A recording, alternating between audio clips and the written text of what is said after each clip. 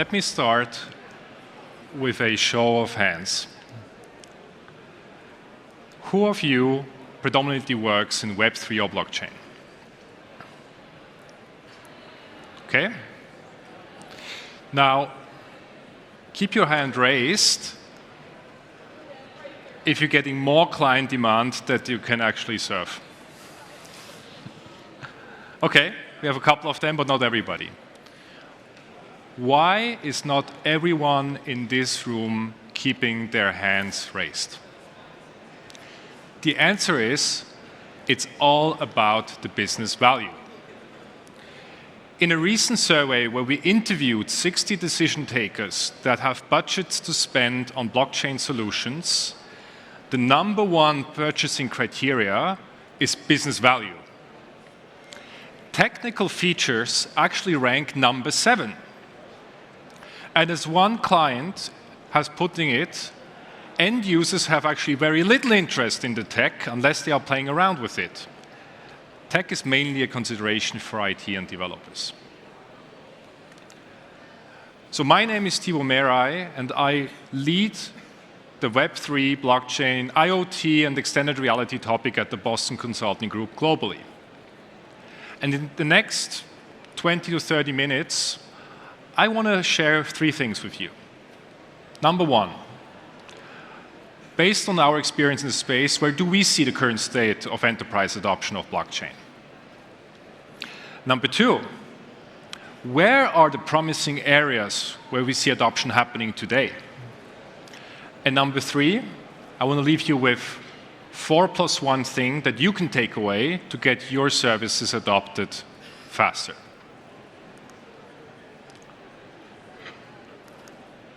Now, we have conducted more than 180 blockchain-related projects at the Boston Consulting Group.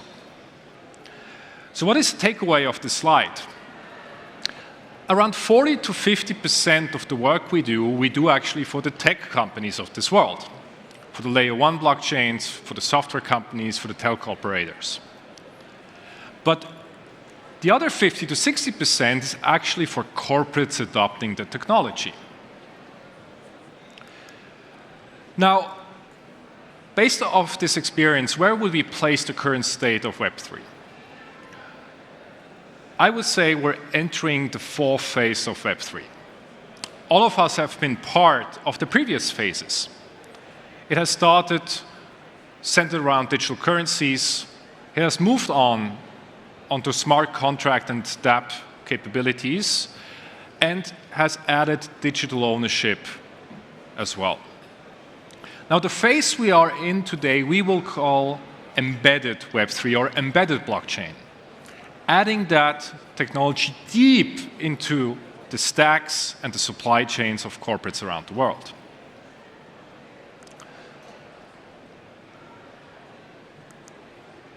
Now, many of you know the Gartner hype cycle. We are all part of that roller coaster, and I'm not going to belabor you on the individual points on that slide. But the key observation here is that none of the blockchain applications put on this slide have yet reached a plateau of productivity. Now, why do we still remain bullish on Web3 and blockchain? We remain bullish not because of the inherent benefits that blockchain gives. Those are not new. Those go all the way back to 2008 and the original white paper. But what is starting to change now is that we see the proof points in the industry. We see incumbents from the financial industry, but also from the tech world, that are embarking on these technologies. We see high levels of investment now entering the space. And that leads us to the conclusion that blockchain is going to be the protocol layer that governs the relationships and transactions of an augmented world. So let me take you on a journey into this augmented world to showcase how broad the applications are that we see in our daily work. Now, this is a view of a simplified city with many different sectors and applications. And the power of blockchain is that it's actually cutting across all of these. So let me share a couple of stories what we as BCG have been able to actually guide our corporate clients with in the past couple of years. One example is Tracer. Tracer is a venture we have built for De Beers, the diamond, one of the biggest diamond distributors and producers in the world. Now, Tracer enables proof of provenance from mine to finger of diamonds and has by now established itself as the de facto standard of proving where a specific diamond has come from. So this is a very nice use case where blockchain, with its unique capabilities of immutability, transparency, and so on and so forth, is a prime technology to actually establish that trust in products. The nice thing, however, is that we see that happening time and again across industries. And another example is actually Klöckner, another public example I'm allowed to talk about. Now, for those who don't know Klöckner, they are a German steel manufacturer, and for their green steel product line, BCG X has built a digital product passport that, again, on-chain proves the level of CO2 that went into a specific product. Now, the nice thing is that the customers of Klöckner can use that digital product passport and propagate it as they are then building in those components into their machines and products. So that is starting to emerge as a pattern across industries that we see repeated in consumer goods, that we see repeated in cement, in steel, as I said, in other products across the world. Now, the financial system is becoming aware of this. Tokenization of assets as well as securities is a big, big thing. We at BCG, we estimate that by 2030, 16 trillion of assets will be tokenized. And that will not just be securities or bonds, that will also include real-world asset tokenization.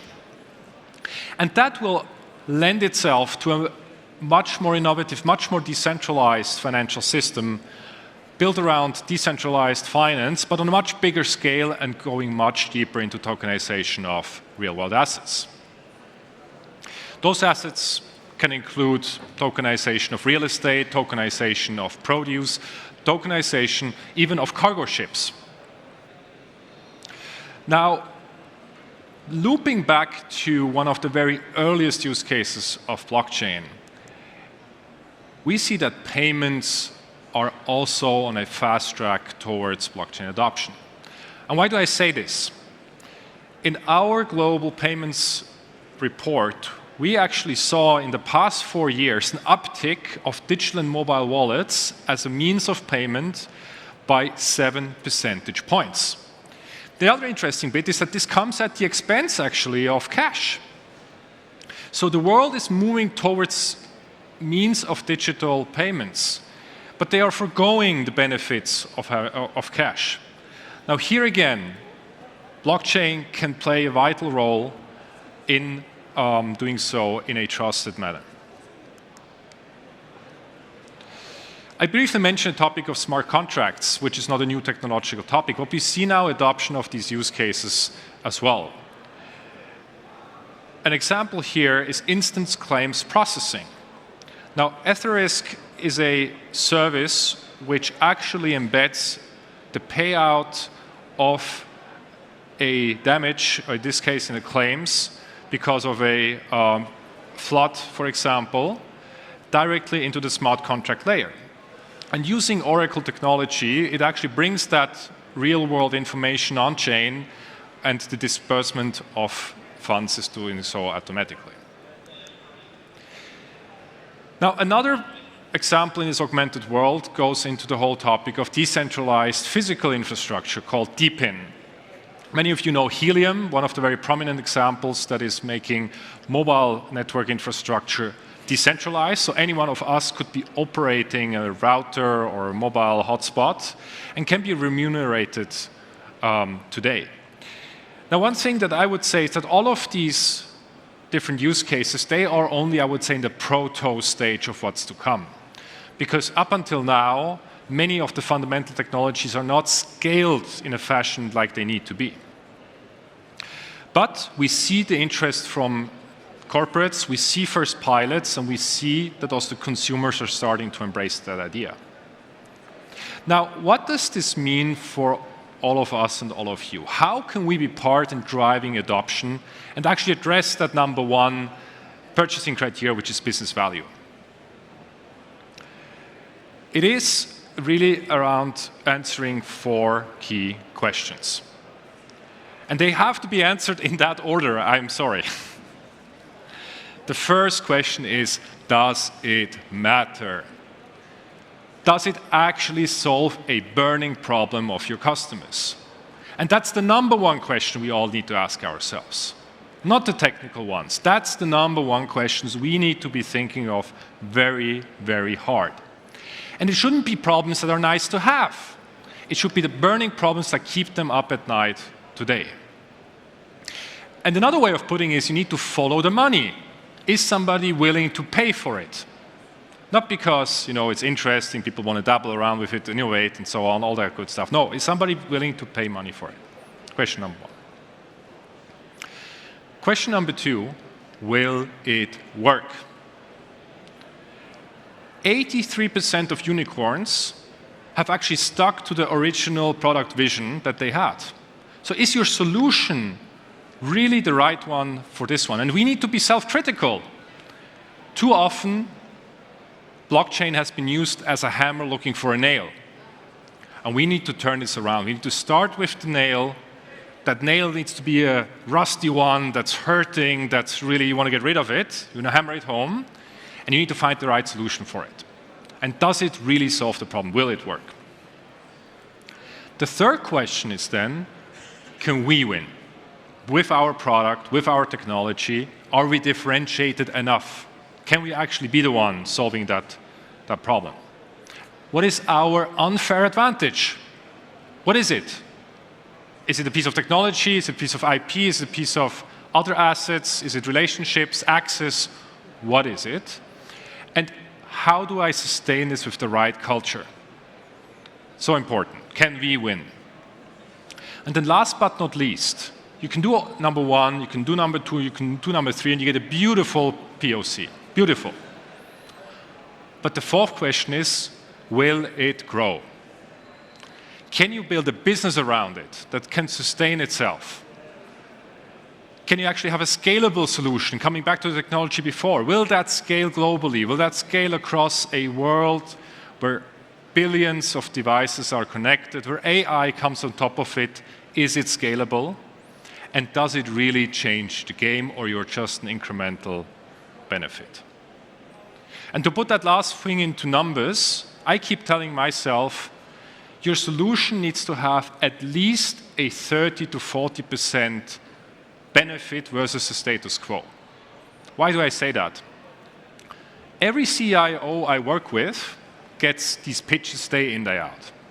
So the first thing they do is they halve the impact, because obviously we're trying to sell them something, and they double the amount of time it takes to get there. So if you do that math, you get to really small numbers. And if those numbers get too small, inertia kicks in. Because in most of the cases, there is a system that is running somehow. And there will be investment and complexity needed to rip that system out and replace it. So you need to overcome that inertia. And you only get to those inertia-defying impacts if you are at least in a 30 to 40% improvement over the status quo. Now, those are 4 key questions that I wanted to share, and I'm going to share you now with another observation, maybe as a bit of a motivation for all of us, before I have a gift, and I really want to open it up also for Q&A. I come from Vienna, but so does Arthur Schopenhauer, and Arthur Schopenhauer has coined the truth hype cycle. Already in the 1800s, and every truth undergoes 3 stages. Stage number 1, it is ridiculed. Stage number 2, it is violently opposed. Violently opposed. And stage number 3, it has been self-evident from the beginning. So with this, I leave you with a gift from myself, which is my personal blockchain and Web3 reading list, and I'm very happy to open it up for Q&A. I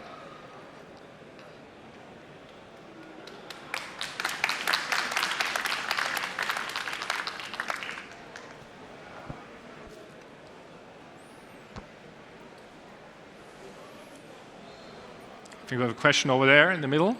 Yeah. One in the front and one in the middle. Okay. Thanks for the 4 questions.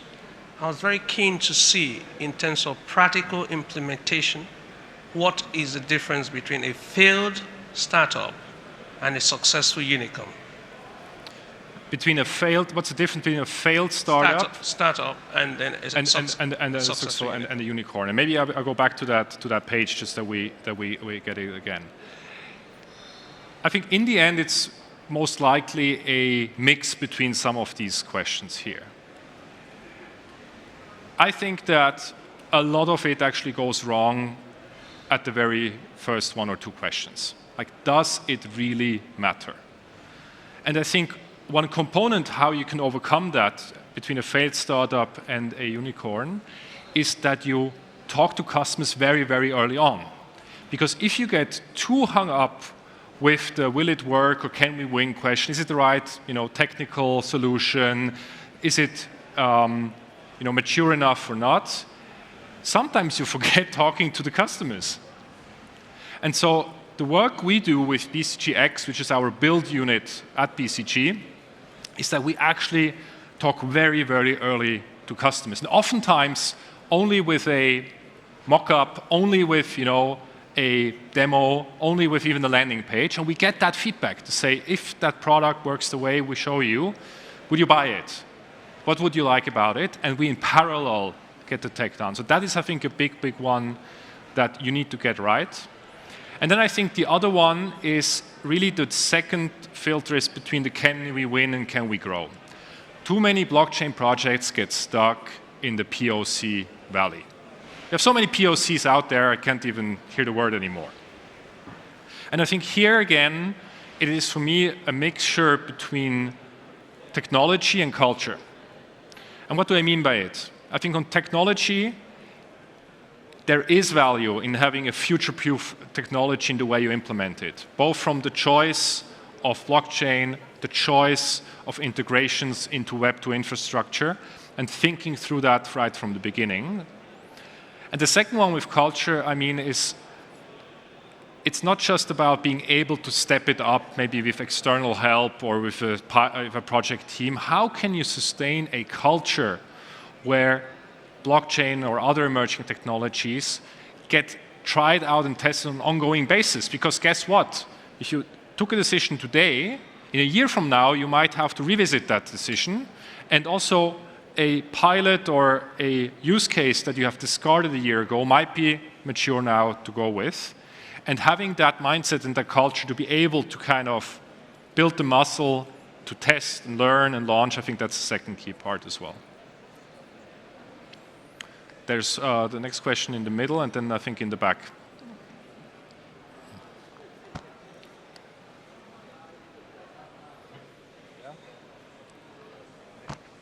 All right.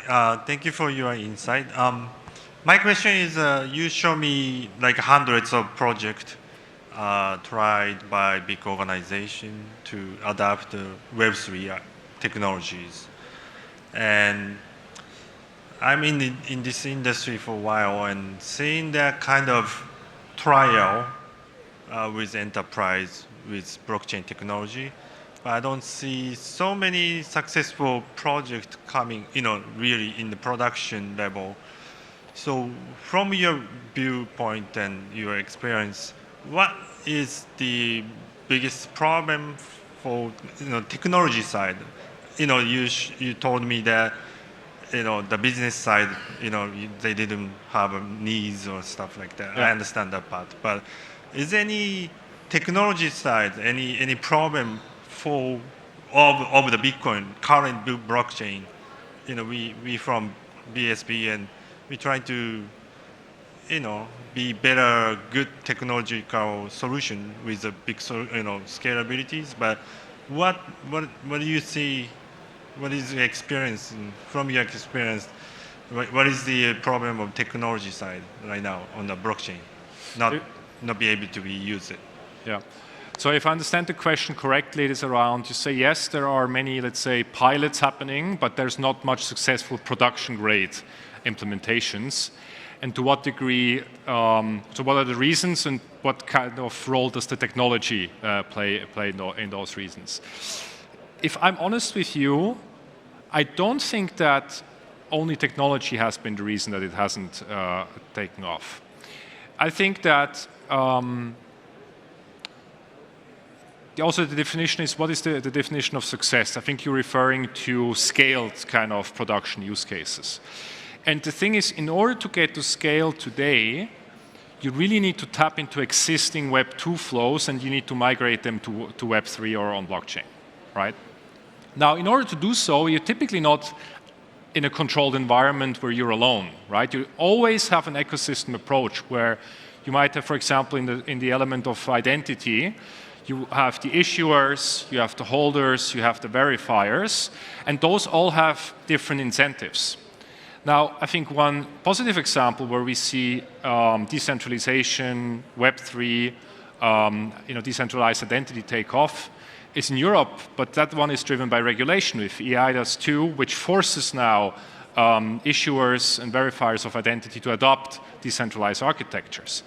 And so here we suddenly start having that escape velocity where we start having critical masses of, in this case, identity credentials being issued, but also we force the verifiers to adopt the technology as well. And I think there we are on a very positive path to unlock then kind of that network effect. And on that one, I don't think, it is a technological problem. Verifiable credentials have been around for quite some time. Identity can be solved very well through decentralized technology, but it has taken regulation to do so. Now, the good thing is that this catches on. We see other geographies like the Middle East who are not regulated by EIDAS 2 directly, but they are adopting some of these concepts very early on, or also emerging countries that want to use the technology in order to actually bank the unbanked in order to provide identity and government services to the ones who are not yet benefiting from it. So I would say technology helps a lot because I would say BSV starts to now bring the scalability into that opens up new opportunities. But it's not just about that. We need to be able to translate that into an actual business value to the decision takers around us. There was a question in the back, and then afterwards one in the front and here as well. Hi, thank you so much for your presentation. As you talk about the importance of business value and other factors than just technology being the driving forces of Web3 adoption, and given the number of projects that you've done quite internationally, I'd be curious to hear about your impression in terms of the current status of Web3 in the UK specifically, and any other markets that you think is worth noting in terms of their maturity and fast-tracked adoption, and what might be the driving forces behind that?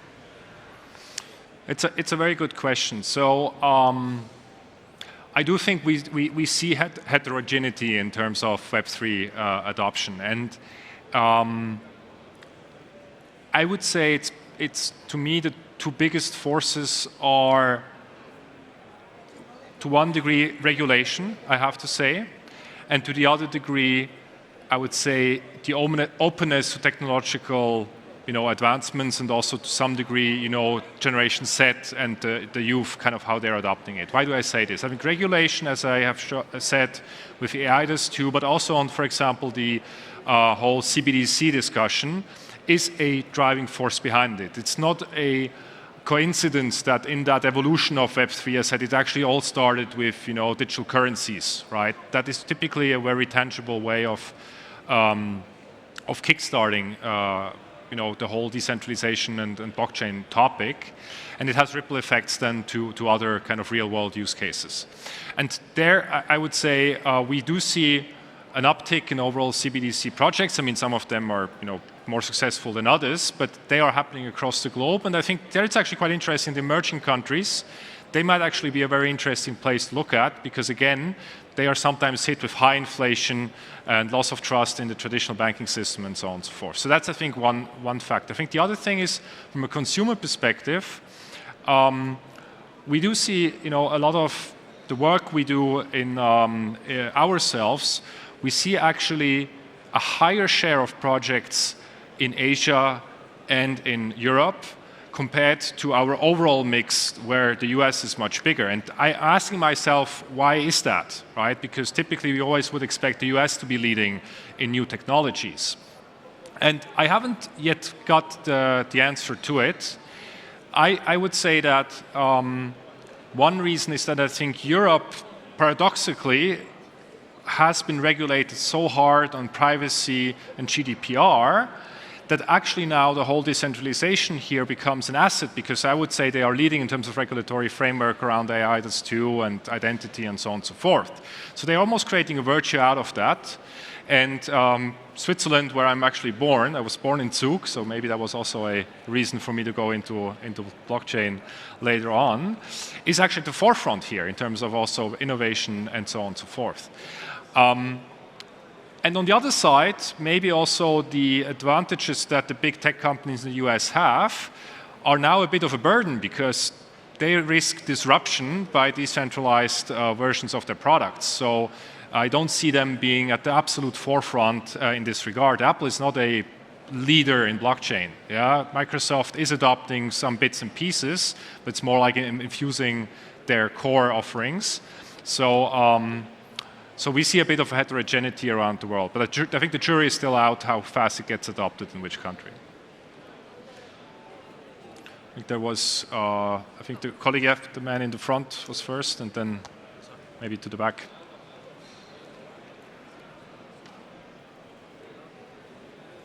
Was there one more? Yeah, so one here, and then over there. Yeah, thank you. I think there are a few things missing, I feel, with the will it work, can we win, and will it grow? It's regarding the regulation, compliance, jurisdiction, and if you're not defining the circular economy or tokenomics properly, I mean the reward system and loyalty, it will not be sustainable, and also it will not grow. And we need to work with the governments, especially because it is a crypto and regulated kind of thing. So lot of jurisdictions are not allowing even to allow the tokenization platform to work on what you can say the large competition environments. So I mean, can you provide the view? This is just my observation or experience, but I would like to take your inputs. No, absolutely. I think what you're raising is that we have the dilemma that while blockchain is global, the individual jurisdictions are very much national law and national driven. And I think it is an impediment if I want to launch a service, for example, around circularity, sustainability, and issue a token, that may not be allowed in every country or not to the same degree as you would intend it to be. That's a bit, I think, your question, yeah? Yeah. So I think that issue is real. So we have a lot of clients that are struggling with that, and we do a lot of work actually also talking about the compliance around these things. Now, I think that regulation is on the move. I think the regulators have woken up and they need to deal with this. And we're starting to see, hopefully, a bit of a snowball effect now to say, that decisions being taken in one leading jurisdiction, they are being imitated in other jurisdictions not directly affected by it. So I do hope that this has an educative effect on the overall industry. And as you are able to prove a certain business value in one jurisdiction, the other jurisdictions are almost forced to also allow these kind of business models in their jurisdictions as well. But we are not there yet. I absolutely agree. Yeah. Yeah, and also the circular economy or tokenomics, if you are not providing that, they will not have a sustainability and there will not be growth. Yes, 100%. I think there was another question over there, the gentleman in the middle. Let's catch it, mate, yeah? Nice catch. Thank you for your presentation. Could you scroll back to a previous slide that shows the interconnected industries? I think. Yeah, this one. So this is a very fascinating slide because blockchain as a technology has the potential to connect and transform physical, cultural, and personal aspects of human society. My question is, and it kind of builds on what the previous person was saying, what do you see are the impediments of an integrated and global implementation of the semantic web? Also, how do you imagine, what is your vision of that future? So let me maybe share a bit my overall vision of how that future looks like, and then where blockchain comes into play and how to get there.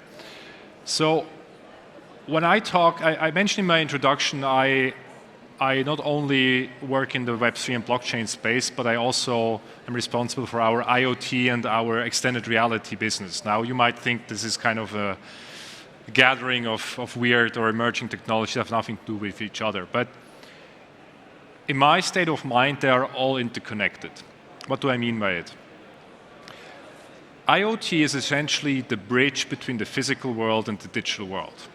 It allows, through sensors, to reflect what's happening in the physical world and inform the digital world with it.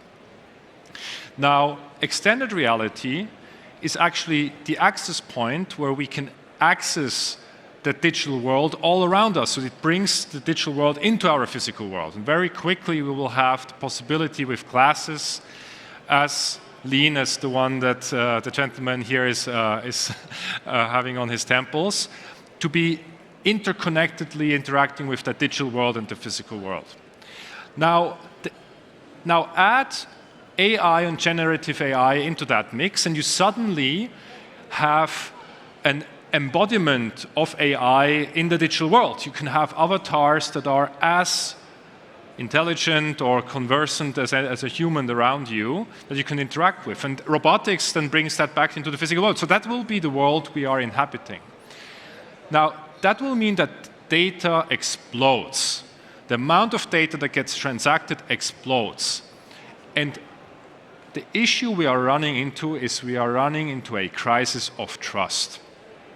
Very quickly, it will be very difficult to trust if what you are seeing and hearing and listening and reading is actually true. And the people are who they say they are, they own what they say they own, and they transact what they say they transact. And blockchain has the fundamental power to establish trust in such a world. Now, all of these vectors are already in motion, and they're happening, to be honest, regardless of regulation.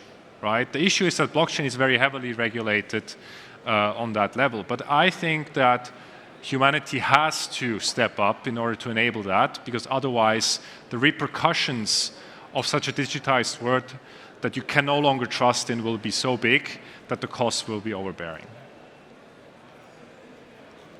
There was another question right next to that, and then maybe we do a couple of them more. Please. Thank you. You mentioned that one of the key reasons that startups fail is not understanding the kind of the client demand and the importance of gathering feedback. And then we also talked about the fact that new ideas are often strongly opposed and ridiculed. So I'm just interested, especially from the perspective of startups, how they can take on board both of those points. They seem, Yeah. So I would probably say that Schopenhauer was a better philosopher than maybe a startup mentor. So I wouldn't build your startup solely on the hope of getting to the self-evident phase. But I think for startups, as I mentioned before, is you really need to think so hard around what the problem is. I think that somebody else said it, you need to be falling in love with a problem, not a solution. And that's hard because we all love the technical solutions we're working on. We see that it all makes sense. And when we are at a conference like this, where all of us are preaching to the choir. But the reality is we need to not be talking to us, we need to be talking to the ones that take the business decisions today. And they, as I said today, the technical features of the solution come at number 7. Ranked number 7. There are 6 other reasons that are more on top of mind. These are busy decision takers, typically number 7 you don't care about anymore, right?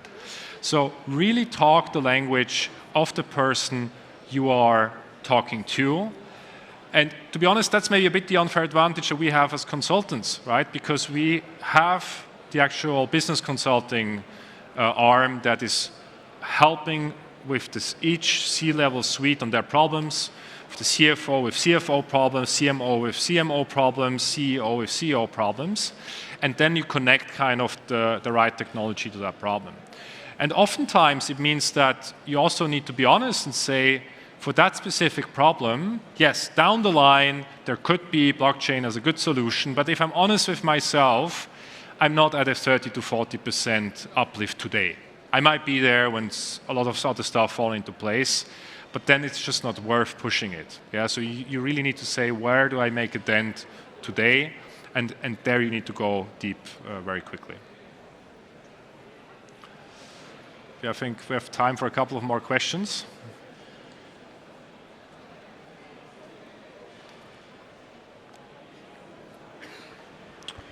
Hi, my name is Ty Everett of Project Babbage. Blockchain does enable data without question, but how dangerous is fragmentation? Like, do you perceive there to be a danger in companies, maybe they are trying to build and solve similar problems, they capture small fractions of the solution, but big ideas like digital identity, right? How important is it that when people are trying to solve these bigger things that require coordination, that they work together and try to standardize and interoperate? No, that's a great question. I think that's one of the untold issues around Web3 is that we are actually trying to build the next version of the internet, but in a super patchy way. Like, we're working on all of the layers of the stack simultaneously. And that's not a very efficient or coordinated way to do so. Yeah? And we feel the pain every day, right? So standardization plays a big role, but standardization is hard, right? And so there's always this big debate around the value of decentralization or what people think it means. And I think we need to move away from thinking that decentralizing everything is a good idea. I think we need to be very literate and liberate around where it does make sense to be decentralized, where we want to have heterogeneity and competition and, you know, the diversity, and where do we actually want to have, you know, standards where everybody can agree on. And I think that's something that is something that when you look at stacks, you need to very deliberately look into. And here again, I think Europe, in some degree, is leading the way with certain standards that come from a regulatory perspective. I think other standards are being made. But I think we need to be much more differentiated. Where do we actually want to differentiate, and where do we actually want to agree on a common framework? I'm not sure if there was any more question. One over there. Thank you very much. Does this work? Yes, it works. Okay, cool. Thanks. So you talk a lot about building businesses on blockchain, but how do you qualify a blockchain as being fit to build on? What are the qualities you look for in a blockchain? Can you move the mic a bit closer to you? Sorry, saying what are the qualities you look for in a blockchain to build an enterprise on? It's a good one. So it's an interesting question because, as I said, oftentimes clients, they actually don't really care. So that's what I think they said. And here, I think what's interesting is that when we look at different, I mean, obviously we are a bit of an intermediary here. There are some scenarios where a client has already set their mind on a specific blockchain, and then we come in, we help them more with kind of the monetization, the ecosystem around it. And there are other times where we are asked to say, you know, what kind of blockchain we would propose, right, for a certain use case. And I think here, to some degree, it's really horses for courses, right? I think not every use case requires, you know, the same degree of technical features. Oftentimes, the things that are surrounding a blockchain are also quite relevant. Like, for example, is there already an existing ecosystem running on top of that? What is also the amount of support that the blockchain brings to the table? We see a lot of blockchains that have very professionalized business development teams, sometimes to the degree that they have product management as a service to drive their ecosystem. And I think that has been a reason where many, let's say, technically inferior blockchains have actually fared quite well, because they have a very holistic view of doing so. And I think what this means for blockchains that are very powerful on the technical level is, I think, it's not enough to just stay on your high horse, so to speak, and say, I'm technically the best, and that's why everybody needs to come to me. I think you need to make the effort, explaining it, again, going back to the business value, to say, articulate what's the actual business value that my technical superiority brings to the table. And I think you need to also bridge the non-technical part to say, am I able to translate that into solutions? Can I drive the support of an ecosystem that then actually is becoming powerful down the line as well? There's one more question in the front, and then the second one as well there. One over here, and then the other one over there. Hello. Can you share any observations as to either organizational values or specific points of readiness in organizations where they are actually ready to consider or adopt new technology? I'm speaking as someone who's been in situations of acquisition specifically where objectively superior technology was discarded in favor of existing legacy system, either because of cost or other reasons. So if I understand the question correctly, it's like what role does also, I think, the readiness of organization play when it's about deciding between technologies, because sometimes irrational decisions happen where superior technology gets discarded for legacy system. Was that a bit the question? I'm not sure if it's... All right. Yeah. I was more asking whether you, from your experience, see any commonalities in organizations in terms of where they are, at what point they might be, where you know as somebody who's pitching or internally pitching a technology like that, would, you know, how do you know where's a good time, or whether there's some, you know, specific values the organizations foster that make them more open to that proposition? No, that's a good question. And I think when I get asked kind of which industries or kind of which type of organizations are further along kind of that maturity, it's actually hard for me to pinpoint specific industries or countries or size of company, because in every country, in every industry, in every size of company, you have the skeptics and you have kind of the ones who are open. And the skeptics, they will always find a reason why it's not the right thing to do, not the right moment, where other things are more important. So, to be honest, I oftentimes stop trying to convince the ones that are skeptic. I rather stick to the ones that are open, because you still need some openness to experiment. But I think a key enabler is really if you can articulate the business value. And I think we will see with adoption that the flywheel effect will kick in, and it will be harder and harder to say no to the benefits that blockchain can bring. Good. I'm not sure if we can do one last question or if we're at time. I think we're unfortunately at time. Happy to catch you later. Thank you so much.